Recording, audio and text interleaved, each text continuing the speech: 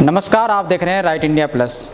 इस वक्त हम बदरपुर विधानसभा में मौजूद हैं और आज हमारे साथ बातचीत करने के लिए, चर्चा करने के लिए डॉक्टर वीके जैन जी मौजूद हैं, जो कि एक समाजसेवी हैं और आम आदमी पार्टी के नेता भी हैं। तो जैसे कि आप सभी को पता है, दिल्ली के अंदर जो इन दिनों घमासान का मुद्दा बना हुआ है, वो बना हुआ है ट्रांसफ़र और पोस्टिंग का अधिकार।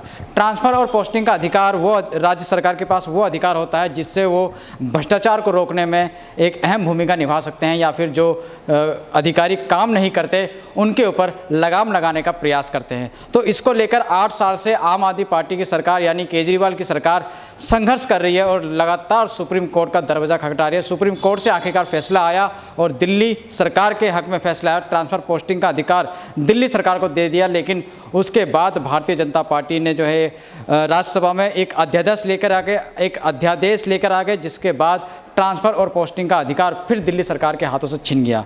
तो इन्हीं सब मामलों को लेके और कुछ राजनीतिक मामलों को लेके आज हम डॉक्टर वीके जैन जी से बातचीत करेंगे। सबसे पहले सत्येंद्र जैन जी को अंतरिम जमानत मिल गई है और वो अस्पताल में हैं, उनका स्वास्थ्य थोड़ा ख़राब है, तो उसको लेकर सबसे पहले चर्चा करेंगे। सर, सबसे पहले स्वागत है आपका राइट इंडिया प्लस में।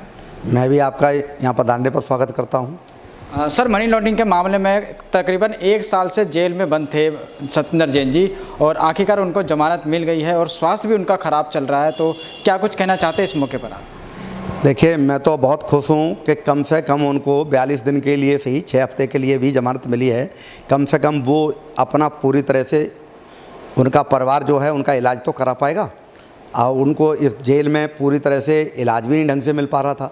मेरे को तो ऐसा लगता है कि विपक्ष, खास तौर से विपक्ष का मतलब है यहाँ पर भारतीय जनता पार्टी, वो तो ये चाहते थे कि ये सत्येंद्र जैन का कोई काम ही ख़राब हो जाए जेल में, यानी उनके साथ कोई दुर्घटना घट जा बड़ी। नहीं तो एक बात बताइएगा कि उनको इतना विरोध नहीं करना चाहिए था। और सुप्रीम कोर्ट ने उनको 6 हफ्ते की जो जमानत दी है, हम सुप्रीम कोर्ट का भी धन्यवाद करते हैं। और अंततः न्याय की जीत हुई है, देर से ही सही, लेकिन न्याय तो मिला ही है और न्याय की तरफ हमारी यात्रा शुरू हो गई है। अभी अब 6 हफ्ते की मिली है, आगे ज़्यादा मिलेगी और एक दिन ऐसा होगा कि सभी बंदरों से वो मुक्त होकर के और जो है जेल से बेदाग बाहर आएंगे, क्योंकि आज तक और अब तक उनके खिलाफ कोई भी आरोप साबित नहीं हुआ है। इससे बड़ी जीत हमारी और क्या हो सकती है। सर, अगर दिल्ली सरकार की बात करी जाए तो ट्रांसफ़र और पोस्टिंग का अधिकार है, जिसके लिए 2015 से केजरीवाल सरकार लगातार सुप्रीम कोर्ट में दरवाज़ा खटखटा रही है, लड़ाई लड़ रही है अपने हक की लड़ाई के लिए। वो आपके अधिकार में आया, उसके बाद फिर केजरीवाल जी के हाथ से फिसल गया। देखिए, बात इस बात की है कि कोई भी राज्य की सरकार, उसका तब तक कोई मतलब नहीं निकलता है जब तक उसके अधिकारी उसके कंट्रोल में ना हो और उनका ट्रांसफ़र पोस्टिंग का अधिकार उसके पास ना हो। राज्यों में तो ये अधिकार है ही, केंद्र शासित में और ख़ासतौर से दिल्ली में ये अधिकार जो है राज्य के ही पास होना चाहिए। और इसलिए अब तो इसमें रहना चाहिए या नहीं रहना चाहिए, इस पर विवाद नहीं होना चाहिए। सुप्रीम कोर्ट की बेंच ने, कॉन्स्टिट्यूशनल बेंच ने बहुत सोच के समझ के हर पहलू को देख करके, इतनी बड़ी बेंच ने एक निर्णय दिया कि ये अधिकार जो है राज्य का अधिकार है और जो है राज्य की सरकार का अधिकार है, ट्रांसफ़र पोस्टिंग का अधिकार उन्हें उनके पास होना चाहिए। उन्होंने आदेश भी जारी कर दिए, लेकिन सबसे बड़ी प्रॉब्लम तो ये हो रही है भारतीय जनता पार्टी को, खासतौर से केंद्र की सरकार को, ये बड़ा नागवार गुजर रहा है, क्योंकि वो ये चाहते हैं डायरेक्टली इनडायरेक्टली किसी न किसी तरह इन किन प्रकार वो अपनी सत्ता बनाए रखना चाहते हैं और इसको सत्ता में हस्तक्षेप चाहते हैं। इसलिए उन्होंने जो है इसको ऑर्डिनेंस ला करके उसको सुप्रीम कोर्ट के आदेश को नल एंड वॉइड करने की कोशिश की है। हालांकि अभी भी जो है, अगर वो जब तक कानून नहीं बन जाता है तो अभी भी ये उम्मीद है सुप्रीम कोर्ट का ये ऑर्डिनेंस जो है मान्य रहेगा। अगर जो है राज्यसभा में भारतीय जनता पार्टी बहुमत नहीं ले पाई और ये ऑर्डिनेंस पास नहीं हुआ तो सर, अगर राज्यसभा में ये ऑर्डिनेंस पास हो गया और एक कानून बन गया, फिर तो सुप्रीम कोर्ट भी इसमें कुछ नहीं कर सकता। देखिए, कर तो सुप्रीम कोर्ट भी नहीं सकता है, लेकिन दिल्ली की जनता के खिलाफ है ये। दिल्ली की जनता चाहती है कि हमारे ऊपर जो सरकार है उसके पास अधिकार हों, वो हमारी सेवा करे। और इसीलिए जो है दिल्ली की सरकार को, आपने देखा है, दिल्ली की सरकार को ये अधिकार इसलिए मिलने चाहिए कि एक अधिकारी का से जब बात काम की कहते हैं तो वो काम नहीं करता, हम उसका कुछ कर नहीं सकते। जब ट्रांसफ़र पोस्टिंग ही नहीं कर सकते तो वो काम क्यों करेगा? वो भाजपा के कहने पर करेगा। दिल्ली की सरकार के काम दिल्ली की जनता के काम प्रभावित होते हैं। और अगर ये कानून नहीं बनेगा तो कोई बात नहीं है, जनता ने जैसे दिल्ली में हमारी पार्टी को चुना जैसे दिल्ली की जनता ने नगर निगम में हमारी पार्टी को चुना, ऐसे ही दिल्ली की जनता पार्लियामेंट के 7 मेंबर हमारे चुनेगी। और हमारे जब पार्लियामेंट में मेंबर होंगे तो वो रोज़ आवाज़ उठाएंगे वहाँ पर, तो केंद्र की सरकार के कान पे जूं रखेंगे और जो कानून वो उल्टा सीधा बना के लाएंगे फिर उन्हें बदलना पड़ेगा।